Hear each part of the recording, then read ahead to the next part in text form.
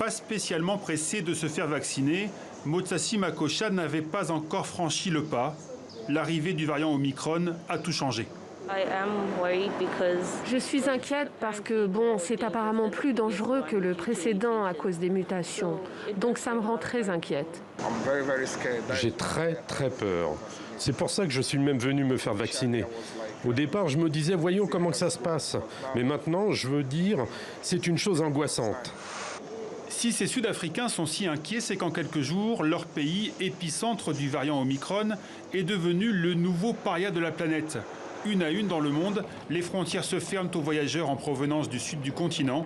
L'Organisation mondiale de la santé a beau avoir déconseillé ces restrictions, l'Afrique australe semble condamnée à l'isolement. Ces décisions sont totalement injustifiées et discriminent injustement notre pays et nos pays frères d'Afrique australe.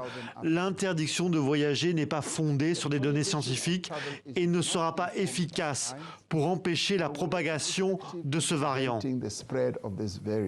Cette mise au ban est d'autant plus mal vécue par les autorités qu'elle sanctionne, selon elle, l'efficacité et la transparence des chercheurs sud-africains. Depuis le début de la pandémie de Covid-19, leurs travaux sont cités régulièrement dans les plus prestigieuses revues et sans eux, Omicron aurait sans doute été découvert plus tard. Au lieu d'interdire les voyages, les pays riches du monde entier doivent soutenir les efforts des pays et des économies en développement pour accéder à des doses de vaccins suffisantes et les fabriquer sans délai pour leur population. En Afrique du Sud, il y aurait assez de doses désormais, mais seuls 35% des habitants sont vaccinés. Face à Omicron, la presse ce lundi matin appelait à passer à la vitesse supérieure, la vaccination obligatoire.